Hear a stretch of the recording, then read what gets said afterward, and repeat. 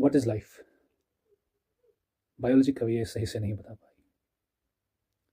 And what's time and energy? It gives physicists a hard time. इसी तरह what is reality? Philosophers कभी ये सही से नहीं बता पाए।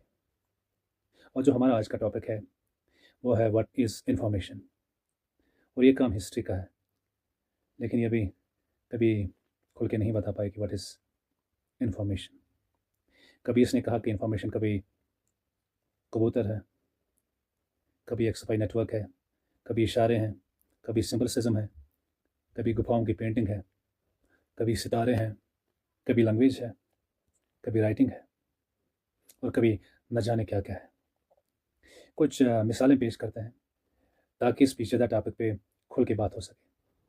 पहला event, she rummy and the lost battalions, साल अक्टूबर 1918, जब अमेरिकन रेवोल्यूशनरी फोर्सेस फ्रांस की मदद के लिए जर्मन से लड़ने फ्रांस गए।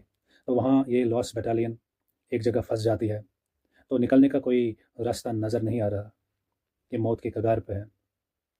अब उनके पास बटालियन का एक कबूतर है। कैप्टन ने एक लास्ट ट्राई की।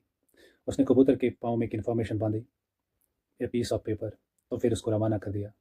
करीबन आधे आधे घंटे की मसाफत के बाद, ज़ख्मी हालत में, क्योंकि फायरिंग बहुत हो रही थी हवा में, ये पिजन बटालियन हेडक्वार्टर पहुंच जाता है। वहाँ इसके मैसेज को पढ़ा जाता है। उसमें सारी डिटेल्स होती है कि उनकी बटालियन की लोकेशन कहाँ है। तो उसके बाद रेस्क्यू टीम आ जाती है, वो बच जाते हैं। अमेरिका में चेरा में का कबूतर हीरो बन जाता है। तो उस पर काफ़ी दास्तानें लिखी गई। तो यहाँ पे जो इन्फॉर्मेशन है दैट इज़ पिजन। तो अगर अब इस वक्त हम देखें, pigeon is a bird, now it is not information. Number 2 event, the arc of Nova. Bible के मुताबिक जब पूरी दुनिया में सैलाब आया, सैलाब के बाद नोवा ने जो पहला जानवर किश्ती से बाहर की दुनिया में भेजा, that was the pigeon also. Pigeon कुछ वक्त के बाद जब वापस आता है तो उसके चोंच में एक ऑलिव ट्री की कुछ एक छोटी शाख है, तो जिससे साबित होता है कि हालात अब ठीक है, खुदा ने मैसेज दी है कि नाउ इट इज़ पीस। तो इसलिए जब हम कबूतर किसी फंक्शन में उड़ाते हैं, it means a symbol of peace.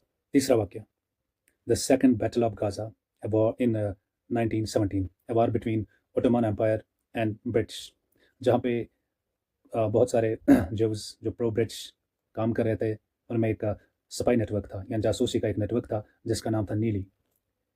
ये मेडिटेरेनियन, इनके मकान मेडिटेरेनियन सी के साहिल पे वाक़या थे। इन्होंने एक कोड इन्फॉर्मेशन देनी शुरू की। ये कोड था, जब वो खिड़कियाँ खोलते थे तो इसका मतलब ये होता था कि ओटोमान आ गए हैं। जब ये खिड़कियाँ बंद करते थे तो इसका मतलब ये होता था कि ओटोमान इस वक्त नहीं है, यानी वो एब्सेंट है। तो उसके बाद ये कोड सिग्नल था जो नीली स्पाई नेटवर्क ब्रिटिशर्स को ओटोमान के खिलाफ दे रहे थे। उसके बाद वो नेटवर्क पकड़ा गया, तो इनका हेड भी पकड़ा गया। एक लड़की थी जिनका नाम था सारा एरनसन। इस सारा एरनसन नाम की हेड, स्पाई हेड ने कोई राज नहीं खुला। इसने बेहतर समझा कि वो खुदकुशी कर लें, उसने खुदकुशी कर ली। आज उसको इसराइल में एक हीरो समझा जाता है। लेकिन जो ऑर्थोडॉक्स ज्यूस है वो मानते हैं कि सुसाइड ज्यूस मज़हब के मज़हब में खुदकुशी का इर्तिकाब करना एक बहुत बड़ा गुनाह है, जुर्म है। तो वो एक अलग बहस है। तो कहने का मतलब है, कभी पिजन इन्फॉर्मेशन बन जाता है, कभी एक सिंबल इशारा बन जाता है। Important cheese, the constellation of stars, सितारों के कुछ खास ज़ाविये, जिनकी वजह से बादशाहों को एस्ट्रोलॉजर्स के ज़रिए आगाह किया जाता था। उनकी सेहत से मुंसलिक थी, ये चीज़ें उनकी सेहत से मुंसलिक थी, या जंगें लड़नी चाहिए या अभी रुकना चाहिए, सितारे फैसला करते थे।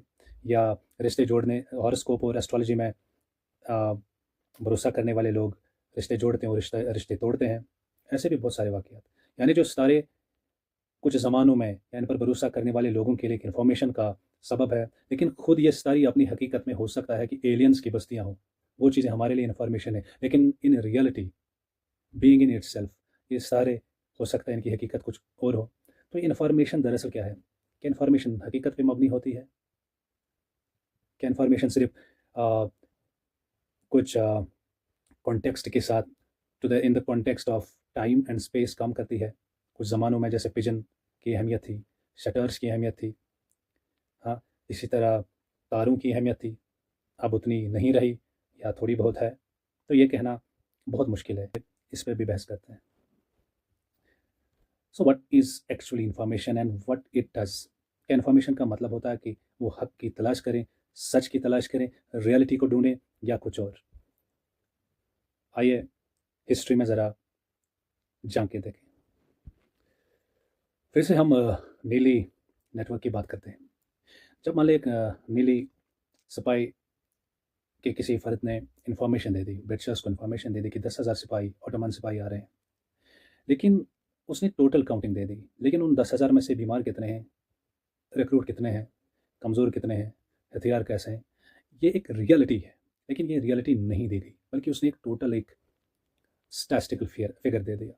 नंबर 2, ये जो रियलिटी होती है, रियलिटी क्या होती है? रियलिटी का मतलब होगा जिसमें कि यूनिवर्सल कंसेंट हो, और वो रियलिटी दो किस्म की होती है, objective reality and subjective reality. There are only two realities in the world which are real and where there are a universal consent irrespective of creed, ethnicity, caste, nationality, or the ideology. The objective reality is star, meteorite, oxygen, rock, mountain. ये चीज़ें ऐसी हकीकतें हैं, दुनिया के किसी भी कोने में इनको डिनाई नहीं किया जा सकता। नंबर 1। नंबर 2, वो जो ऑब्जेक्टिव रियलिटी होती है, ऑब्जेक्टिव रियलिटी का मतलब है pain, love, suffering is an objective reality जो इंसान के अंदर मौजूद है, चाहे वो किसी भी धर्म से, किसी भी क्रीड, कास्ट, कलर, नेशन, इलाके से ताल्लुक़ रखता है। ये दो रियलिटीज़ हैं। अब जो नीली का वाक़ा है, वो रियलिटी पे तो in reality objective and subjective reality पे वो मुनहसर नहीं है। वो एक तीसरी रियलिटी है जिसको हम इंटर सब्जेक्टिव रियलिटी कहते हैं, जो इंसान ने कहानियाँ, फसाने बनाकर एक ऑर्डर कायम करने के लिए छापी। सारा एरिसन की कुर्बानी ज़ायनिस्ट के लिए बहुत अजीम समझी जाती है, क्योंकि उनकी वजह से बिल्फोर डिक्लेरेशन ब्रिटेन को इसराइल के हक में देनी पड़ी, तो वो हीरो बन गई। लेकिन दूसरी तरफ अगर पैलेस्टीनियन का हम व्यू पॉइंट सुनेंगे, वो उसको इम्पीरियलिस्ट एजेंट करार देते हैं।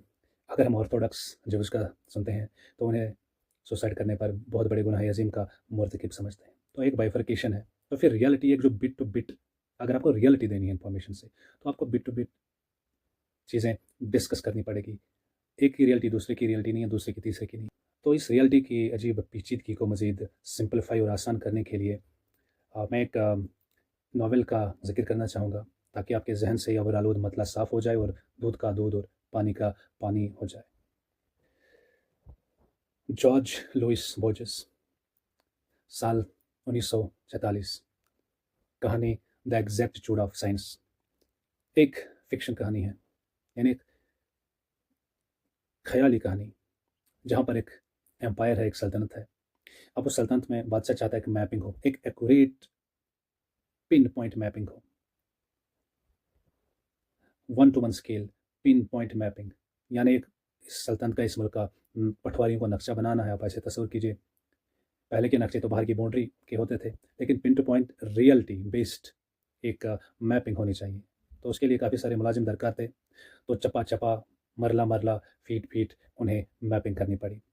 तो लेकिन ये सब करने के लिए उन्हें काफ़ी मुलाजिमों की ज़रूरत पड़ी, मज़दूरों की ज़रूरत पड़ी, काफ़ी चीज़ों, साजो सामान की ज़रूरत पड़ी। तो इस असना में ये point to point, metre to metre, foot to foot scaling करने के लिए ज़मीन को उखाड़ना पड़ा, पेड़ काटने पड़े, बाग बगीचे ख़राब हो गए, पार्कें खस्ता हाल हो गई, तो ज़मीन ख़राब हो गई।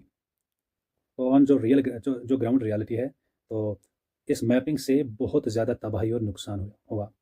बस यही कहीं कि दूर दराज रेगिस्तान में, जहाँ वहाँ की ज़मीन तो पहले ही बंजर थी, बस वो बंजर ज़मीन बच पाई।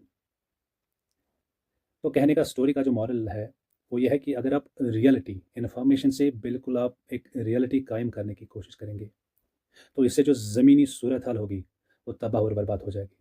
तो रियलिटी, रियल इन्फॉर्मेशन देना नामुमकिन है, क्योंकि जब आप देंगे तब ज़मीनी सूरत हाल उसी मैपिंग, उसी स्केल की तरह, इसी सल्तनत की तरह तबाह हो जाएगी, यानी ये तकरीबन नामुमकिन है। सो ये point to point, pin to pin accurate reality information नहीं हो सकती। इसका मतलब ये नहीं कि पूरी इन्फॉर्मेशन मिस इन्फॉर्मेशन या डिसइन्फॉर्मेशन होती है। हर एक इन्फॉर्मेशन में एक चंक ऑफ रियलिटी ज़रूर होती है, ऑल्दो इट इज़ नॉट 100%, लेकिन इसमें एक पोर्शन ज़रूर होता है, इसमें कुछ चीज़ें मिस होने की या करने की गुंजाइशें हमेशा होती है। बस ये है कि कुछ हक़ाइक़ दूसरे हक़ाइक़ से ज़्यादा क्लोज़ टू रियलिटी होते हैं। आने वाला जो हमारा एपिसोड इसी के साथ बतदरीज मुंसलिक रहेगा, तो वो हमारा टॉपिक होगा what information does and the information in human history. तब तक बने रहिए हमारे साथ। हमारी ये जो छोटी-सी कोशिश है, तो हम अपनी तरफ से कोशिश कर रहे हैं। ये भी एक इन्फॉर्मेशन है, जो हो सकता है डिसइन्फॉर्मेशन तो नहीं होगी, लेकिन मिस इन्फॉर्मेशन ज़रूर होगी। मिस इन्फॉर्मेशन का मतलब ये होता है कि ये जो मैं तारीख इन्फॉर्मेशन की आपको दे रहा हूँ, इसमें से काफ़ी सारे ऐसे पॉइंट होंगे जो मैंने टच नहीं किए, जिनका होना ज़रूरी था या जिन्हें होना चाहिए था मेरी स्पीच में। लेकिन हो सकता है मेरी नाकाबिलियत, नाअहली की वजह से या मेरी ज़्यादा रिसर्च न करने की वजह से वो रह गई हों। लेकिन ऐसा भी नहीं है कि ये पूरी एक डिसइन्फॉर्मेशन है, यानी कुछ चीज़ें जानबूझ के छोड़ी गई हो या ये पूरी फ़ालतू पे मबनी हो, ऐसा भी नहीं है। तो जुड़ते रहें हमारे साथ। तो मैंने कभी शेयर या सब्सक्राइब या फ़ॉलो के लिए कभी नहीं बोला, लेकिन आज जो मैं एक नायाब चैप्टर मैंने जो खोला है, इस पे बहुत मेहनत लगती है। तो मुझे उम्मीद है कि आप अगर आपको अच्छा लगा हो तो आप ज़रूर फ़ॉलो करेंगे, शेयर करेंगे। अगर आपको बिल्कुल अच्छा ना लगा हो तो कोई बात नहीं, फिर भी आप हमारे साथ जुड़े रहें। Thank you.